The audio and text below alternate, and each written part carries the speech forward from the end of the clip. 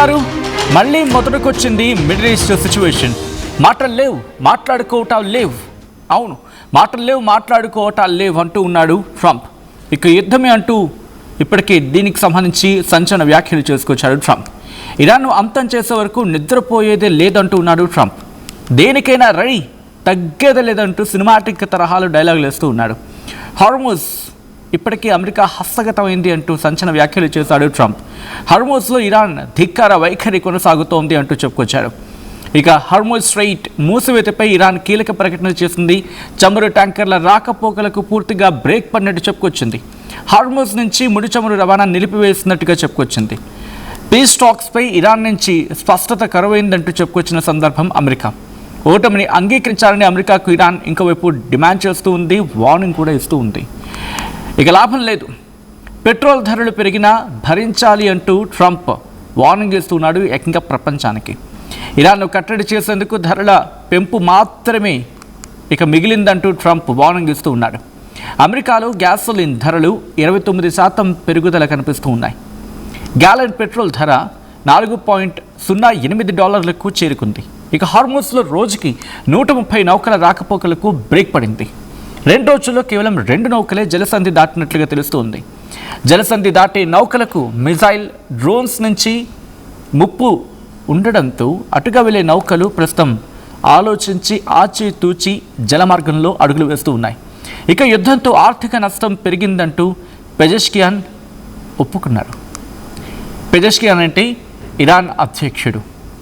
అవును, ఇరాన్ అధ్యక్షుడు, supreme leader కాదు, ఇరాన్ అధ్యక్షుడు పెజెష్కియాన్. ఇక హార్మోజ్ సంక్షోభంతో ప్రపంచ చమురు మార్కెట్లో కలవరం మొదలైంది. ఎందుకంటే ఎప్పుడైతే హార్మోజ్ స్ట్రెయిట్ కాస్త ప్రశాంతంగా ఉంటుందో అప్పుడు ప్రపంచం కాస్త కునుకు వేసుకోగలదు, కంటి మీద ప్రశాంతంగా కునుకు వేసుకోగలదు. కానీ హార్మోజ్లో కనుక ఇబ్బంది ఎదురైతే మరి ముఖ్యంగా ఏషియన్ కంట్రీస్ మీద ఇబ్బంది ఎదురవుతూ ఉంటుంది. అఫ్కోర్స్ మిడిల్ ఈస్ట్లో ఏ క్రైసిస్ వచ్చినా అది ఏషియన్ కంట్రీస్, దట్టు భారత్ మీద దాని ప్రభావం ఎక్కువగా ఉంటుంటుంది. చైనాకి ఉంటుందా అంటే ఉంటుంది. బట్ దీని గురించి మనం కొంచెం ముందుకు వెళ్ళిన తర్వాత మాట్లాడుకుందాం. బట్ బిఫోర్ దట్ ఇదే అంశానికి సంబంధించి ట్రంప్ రియాక్ట్ అయ్యాడు. ఆ తర్వాత ఇరాన్ అధ్యక్షుడు పెజెష్కియాన్ రియాక్ట్ అయ్యారు. వాళ్ళ రియాక్షన్స్ చూద్దాం. ముందుగా అమెరికా అధ్యక్షుడు ట్రంప్ ఏమంటున్నాడు చూద్దాం. Finish defeating Iran, which is being very badly defeated. Pretty soon I'll be declaring the Hormuz Strait a territory of the United States. I built it during my first term, including Space Force, which has turned out to be very important. And now we're using it. We won in Venezuela, which is now working with what nobody's ever seen. We're taking millions and millions of barrels of oil out every single week. And we're likewise winning big with the Islamic Republic of Iran. Nobody has any idea how successful we are. They don't want to write it, but they know. You know who knows how well we're doing? Iran. Think of it. They have no navy. It's totally gone. 159 ships. They had a total of 159 ships. 159 ships are right now at the bottom of the sea. They had 212 very nice airplanes, some bought from the United States brilliantly through Obama. Barack Hussein Obama. Have you heard of him? Barack Hussein Obama. And every one of their airplanes is shot down. It's gone. They have no leadership. Their leadership is gone. Their first tour is gone. Their second tour is gone. Their third tour is half gone. That's one of my problems. There's nobody to negotiate with. It is a problem. I said, are you sure this guy's okay? It's the only country in the world where nobody wants to be president.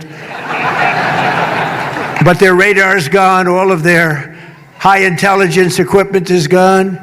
Their manufacturing of missiles is 82%. They still have missiles, but not a lot.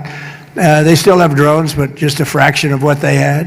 But their manufacturing is largely gone. And I read an article in one of the fake newspapers the other day. Iran is in very good position. They have 350% inflation.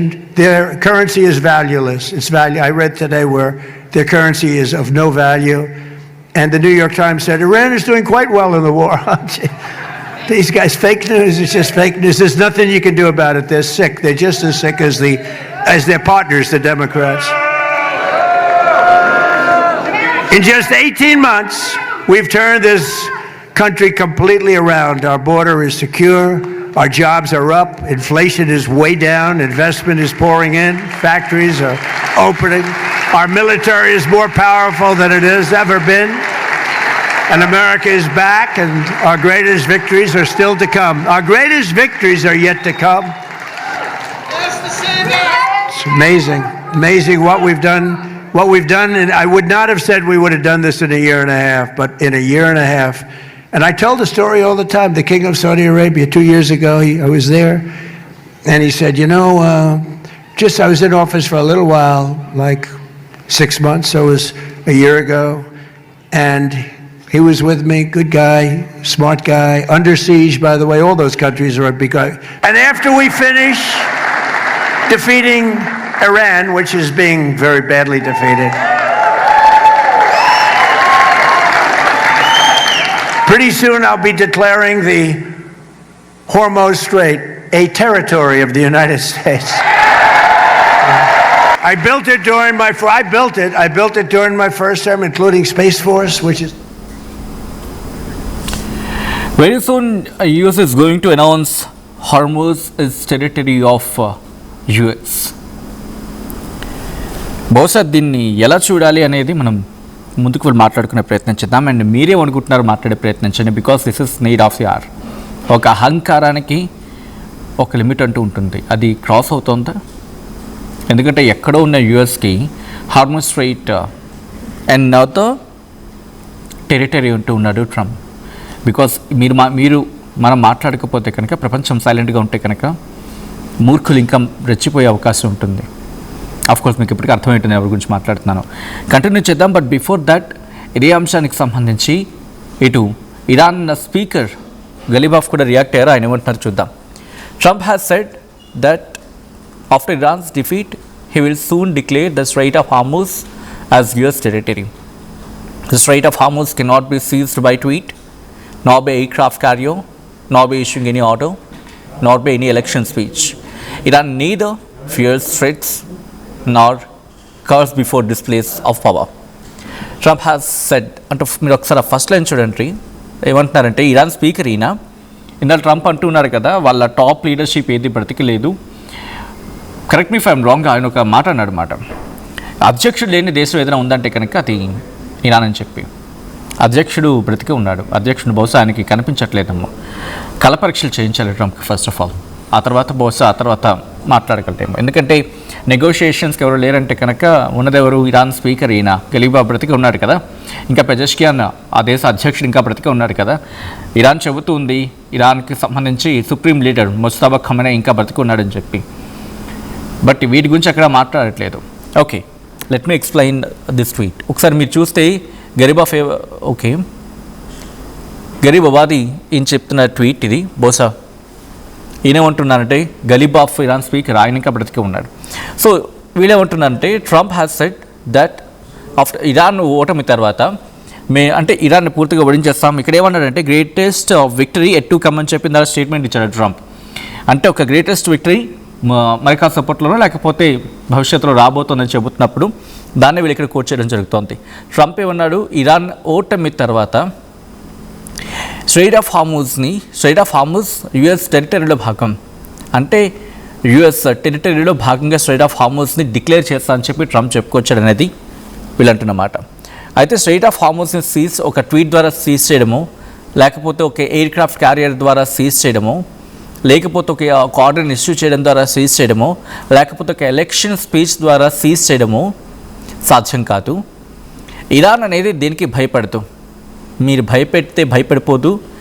And cowers before displays of power, మీ అధికారాన్ని ప్రదర్శిస్తే ఇక్కడ లొంగిపోదు అని చెప్పి ఇక్కడ చెప్తుంది Iran. So చూసారు కదా ఎటువంటి రియాక్షన్స్ వస్తున్నాయి. ఇరాన్ మాత్రం ఎక్కడా తగ్గేది లేదంటుంది. ట్రంప్ ఏమంటున్నాడు, వాళ్ళకి 350% ఇన్ఫ్లేషన్ అయిపోయింది, కరెన్సీ వాల్యూ పడిపోయింది, బ్యాడ్లీగా దెబ్బతిన్న వాళ్ళు చాలా దారుణంగా దెబ్బతిన్నారని చెప్పి ట్రంప్ చెప్తూ ఉంటే గలీబాఫ్ కావచ్చు, లేకపోతే ఆ దేశ అధ్యక్షుడు పెజెస్కియాన్. ఆఫ్ కోర్స్ పెజెస్కియాన్ రియాక్ట్ అయ్యారు. ఒకసారి ఆయన రియాక్షన్ చూద్దాం. ఆ తర్వాత రెండింటిని బేరేజ్ వేసి మీరేమనుకుంటున్నారు మీరు మాట్లాడే ప్రయత్నం చేయండి, అండ్ ఆ తర్వాత ఇన్ డీటెయిల్గా మాట్లాడుకుందాం. ఒకసారి ఇదే అంశానికి సంబంధించి ఇరాన్ అధ్యక్షుడు పెజెస్కియాన్ రియాక్ట్ అయ్యారు. ఆయన ఏమంటున్నారో చూద్దాం. معیشتی که برادرمون میگه گرونی که داره میگه خب طبیعیه. حالا ما قبلا با کشتی می آوردیم، حالا کلی مسیر رو بر میکنه میاد، قیمت تموم شده رفته بالا، درآمدمون هم کم شده، نفت میفروختیم حالا نمیتونیم بفروشیم، زدن یه سری از کارخونه ها رو خراب کردن، مالیات هم نمیتونیم به اون شکل بگیریم. نه تنها نمیتونیم بگیریم، باید به اونا پولم بدیم که سرپا بیستن. چرخ باید بچرخه، من نمیتونم کاری بکنم اون چرخ نچرخه. یعنی موزل ما چندین برابر شده، از اون ور درآمد ما کاهش پیدا کرده و اینی که ما داریم، میگن ما داریم ولی خب حالا چجوری باید اینا رو به فعلیت برسانیم؟ این فعلیت هست که مهمه. సో పెజెస్కియాన్ రియాక్షన్ కూడా చూసాం. ఇంట్రెస్టింగ్, ఇరాన్ కూడా ఒకటే ఉంటుంది, ఖండిస్తూ ఉంది. ఇష్టం వచ్చిన మాట్లాడితే ఒప్పుకునేది లేదనేది అక్కడ క్లియర్ వర్షన్. బహుశా ఇక్కడ మాట్లాడాల్సింది అమెరికా ఇరాన్తోని వాళ్ళ అధ్యక్షులతోనో లేకపోతే వాళ్ళ పార్లమెంట్ స్పీకర్తోనో కాదు. నేరుగా మాట్లాడాల్సింది వాళ్ళ IRGC, Islamic Revolutionary Guard Corps, లేకపోతే ఇరాన్ రెవల్యూషనరీ గార్డ్ కార్ప్స్ అని కూడా అంటూ ఉంటారు కొన్ని సందర్భాల్లో. మాట్లాడాల్సింది వాళ్ళతో. ట్రంప్ వాళ్ళతో చర్చలు జరుపుతాడా? This is the biggest question mark. ఇక్కడ ఎవరిని నమ్మట్లేదు ఈ జియో పాలిటిక్స్లో. అండ్ ఇప్పుడు మిడిల్ ఈస్ట్ చెస్ గేమ్లో ఎవరిని నమ్మట్లేదు. ఎవరు ఎప్పుడు ఎందుకు ఎవరి మీద దాడి చేస్తున్నారో, ఏ విధంగా దాడి చేస్తున్నారో ఎవరికి అర్థం కావట్లేదు. ఎందుకంటే రీసెంట్గా పీస్ టాక్స్ అయిన తర్వాత మీరు ఆ పరిణామాలు చూస్తే మనకు అర్థమవుతుంది. ఫస్ట్ ఒక అటాక్ జరిగింది. ఆ అటాక్ని మేం చేస్తామని చెప్పి ఎవరు క్లెయిమ్ చేసుకోవట్లేదు. యుఎస్ అంటుంది నాకు సంబంధం లేదంటుంది, అండ్ ఇజ్రాయెల్ అంటుంది నాకు సంబంధం లేదంటుంది.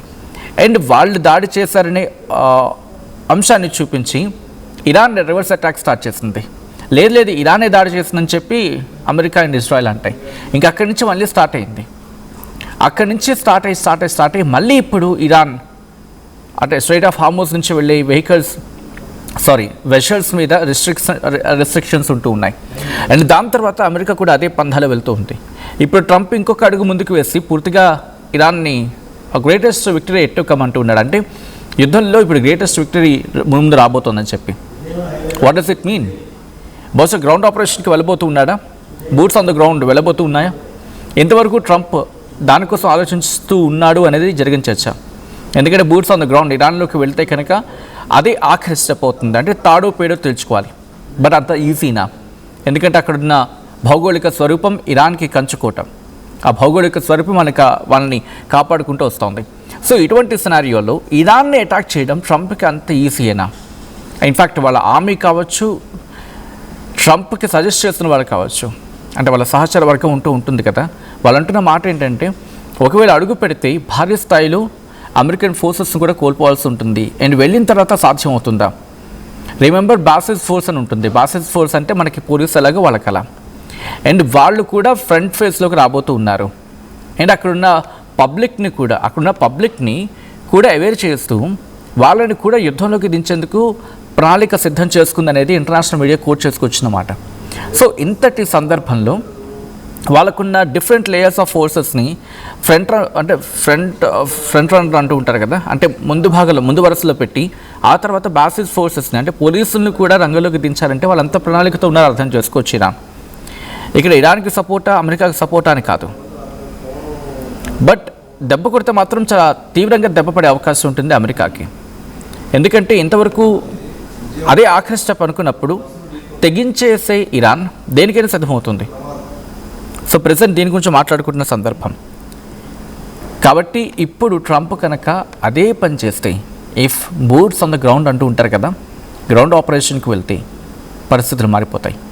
భౌగోళిక స్వరూపం ఇరాన్కు పెద్ద కలిసి వచ్చే అంశం. వెళ్తుందా అమెరికా? ఆ ప్రయత్నం చేస్తుందా? గ్రౌండ్ ఆపరేషన్కి సిద్ధమవుతుందా? అండ్ మీరేమనుకుంటున్నారు? మీ అభిప్రాయం ఏంటి? కమెంట్ చేయండి. అండ్ ఈ కథను మిమ్మల్ని కాస్త కలవరపరచచ్చు. దీనికి సంబంధించి తగిన జాగ్రత్తలు తీసుకోవాలని ఆర్టీవీ సూచించడం జరుగుతోంది. This is a disturbing content. Viewer discretion is highly advised.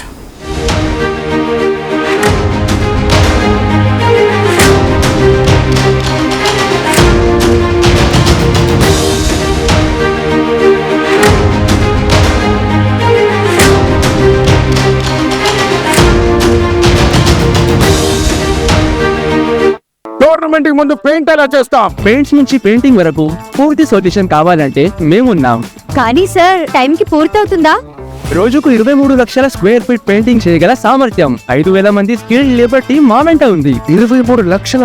అవును, ప్రపంచ స్థాయి రంగులు, అద్భుతమైన షేడ్స్ తో భారతదేశపు అసలైన పెయింట్ మరియు పెయింటింగ్ శక్తిని మేమే. We are Techno Paints. Techno paints.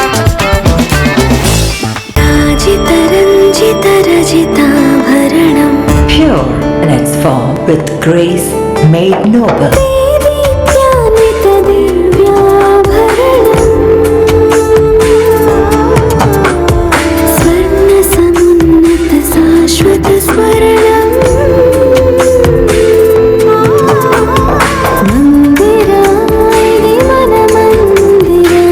Mandira Premium Silver Jewelry by Manipali.